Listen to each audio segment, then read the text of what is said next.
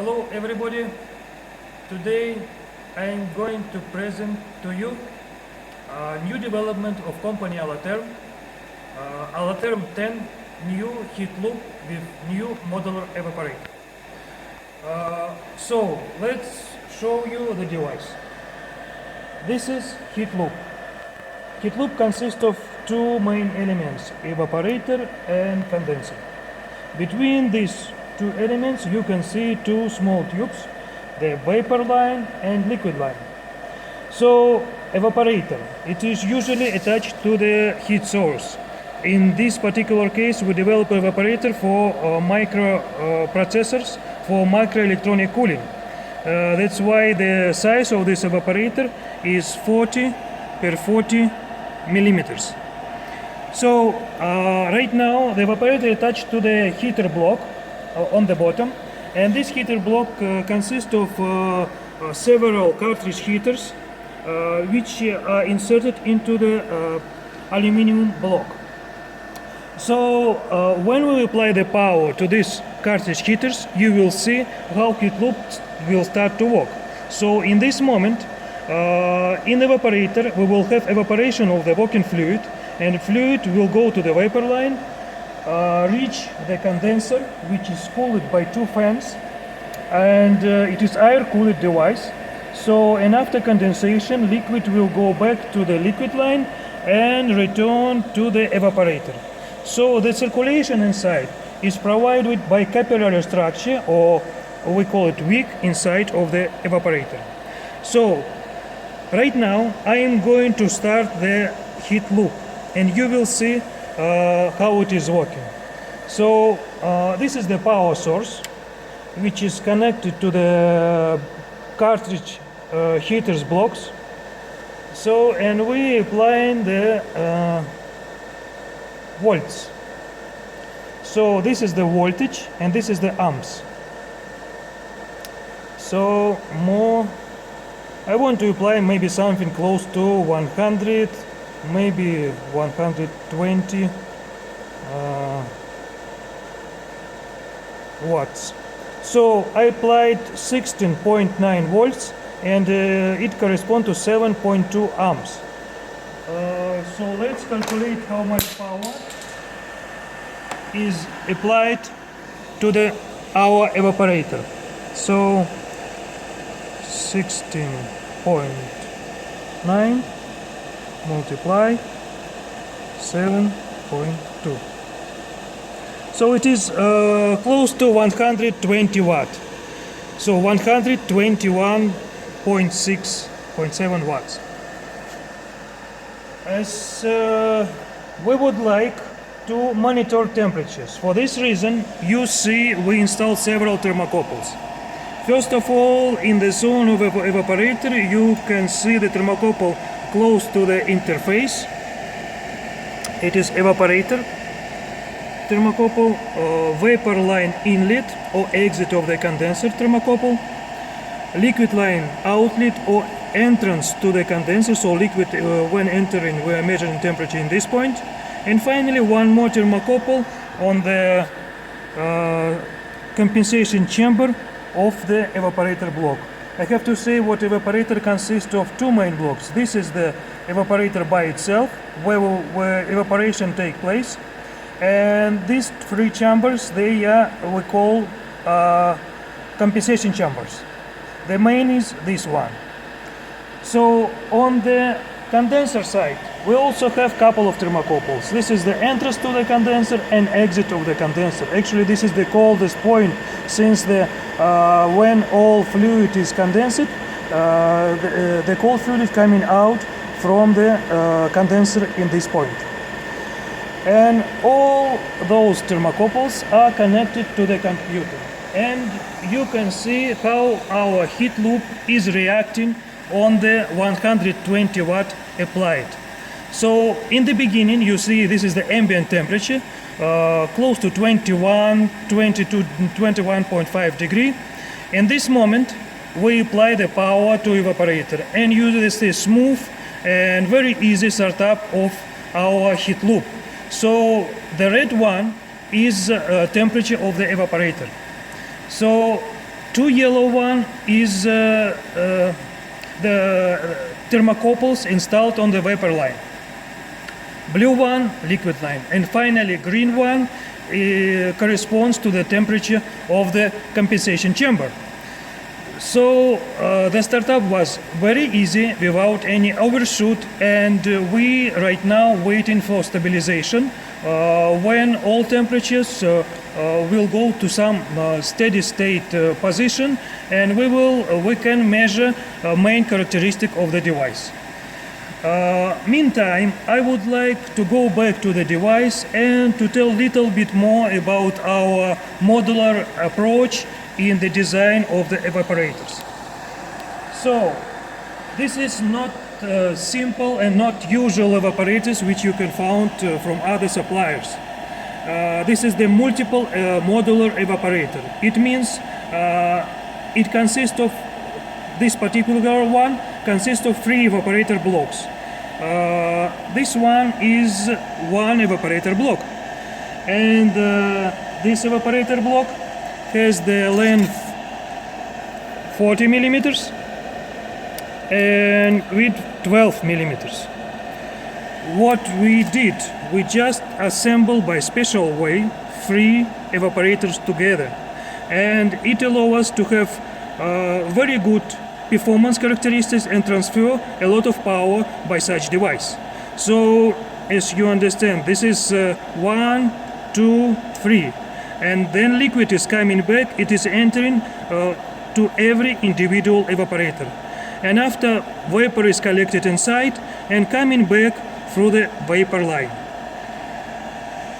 So we can produce, as a simplest variant, a singular evaporator design. So from this element, for some application, we can use double design.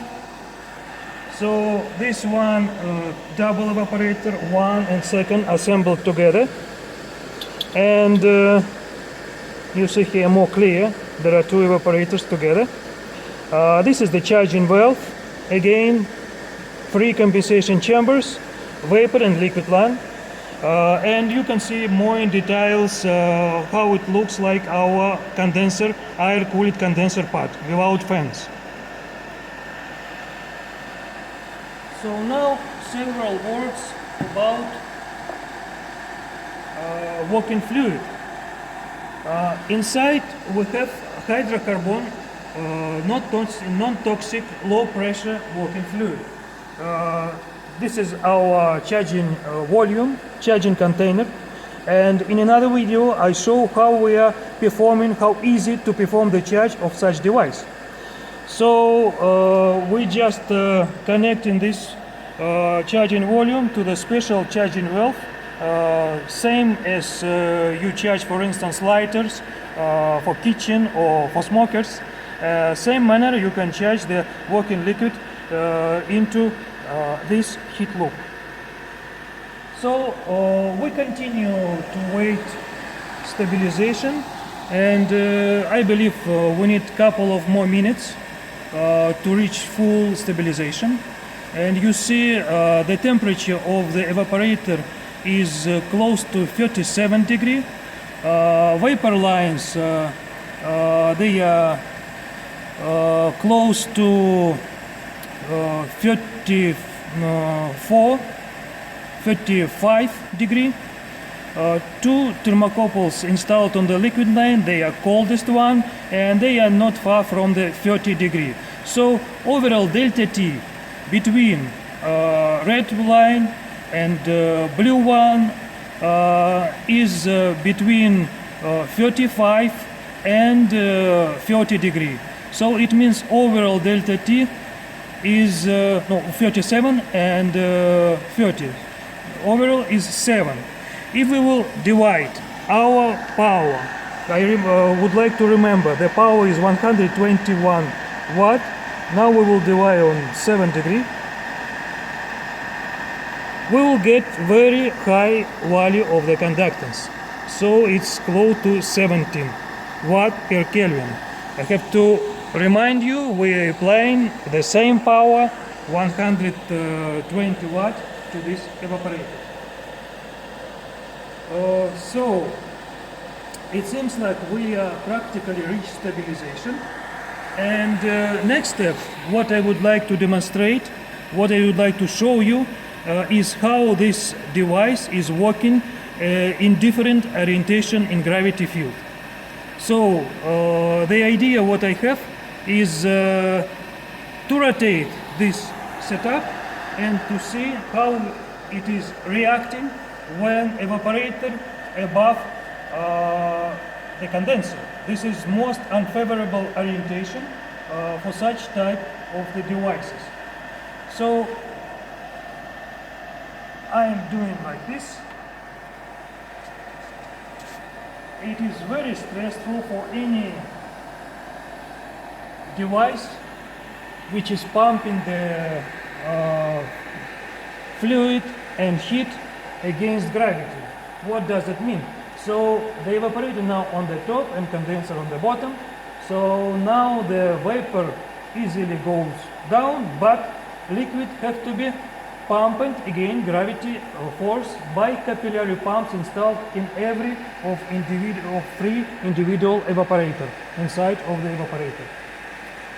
So of course it is more stressful conditions for the heat loop, but as you can see on the graph, loop continue to operate, but temperatures little bit increased, of course, and will stabilize on another values, not at 37 as before, but something plus 7-10 degree more, because I have to say the overall length of the device is more than 0.7 meter, but the length of the transport line is close to 0.5, half meter, little bit more than half meter.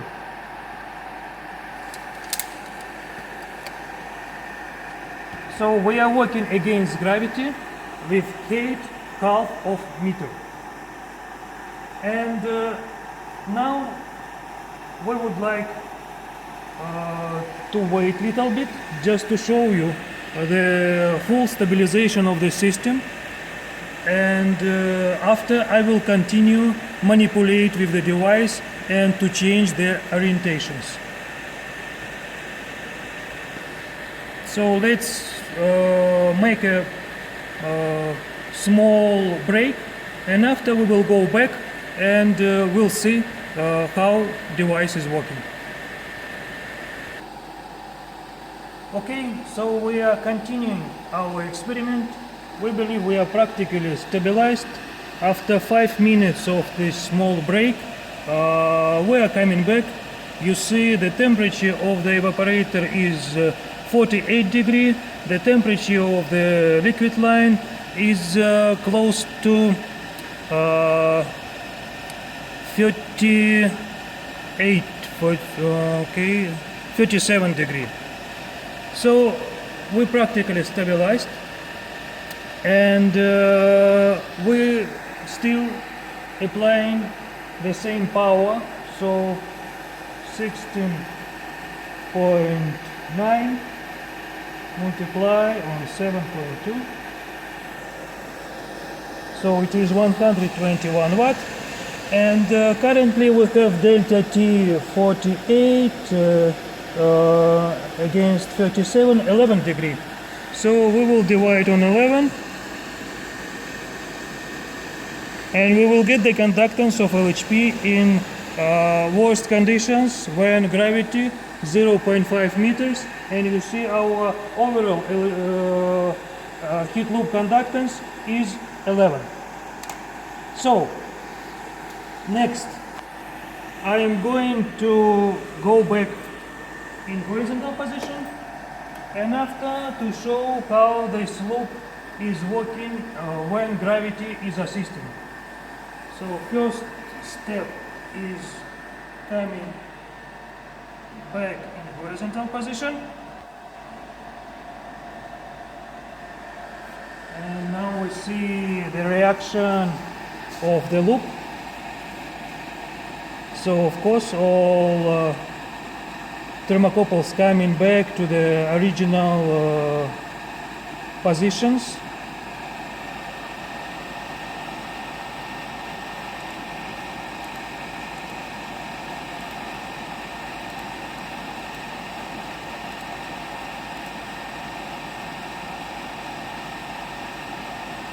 So the tendency is clear, and loop continue operate efficiently and transfer a 120 watt in horizontal position. So next step is to change it again in vertical position, but now the compensation chamber will be below evaporator. So in ordinary heat loops or capillary pumped loops, it is impossible to operate in this position since the compensation chamber is below than evaporator. But I will show how this Altom 10 heat loop will work in such gravity assisted but not favorable for evaporator conditions. So we'll move in again in this direction. And operate like this.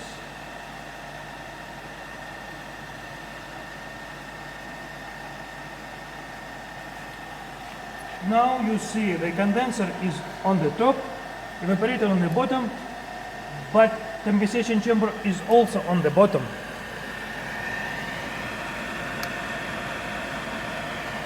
However, it doesn't matter because the loop continue to operate and looking for another steady state conditions.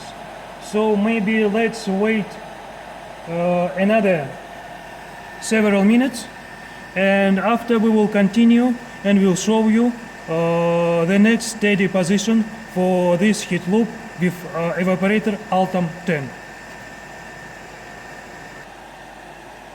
So now you can see the temperatures practically stabilized, and we are going to finish our experiment in this video.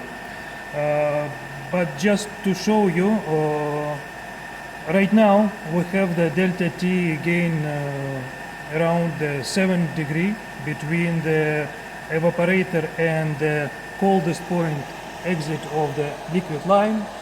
We continue to apply 120 watt, and now it is gravity assisted orientation. So I would like now to go back to original horizontal position and to finish this video.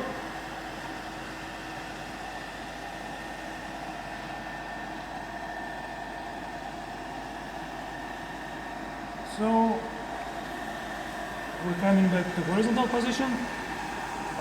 Of course, again the loop and evaporator will react on this manipulation, but it will quickly be stabilized. So in total the experiment took us a little bit more than half an hour, and the conductances what we get from 17 to 11 watt per Kelvin related to the overall loop. But if we will talk about evaporator by itself, which is transferring 120 watt and has the area 40 per 40 millimeters, the conductance of evaporator by itself is more than 30-35 watt per Kelvin, and this is quite high value for such small area device. So you see, now we practically stabilize, and the jump between gravity assisted and horizontal position is quite small. It's less than 1 degree. So right now I am going to finish the video. Thank you for your attention, and please do not hesitate to contact us and call us or send emails if you have any question regarding our novel development, modular evaporator for microelectronics, Altom 10. Thank you for your attention.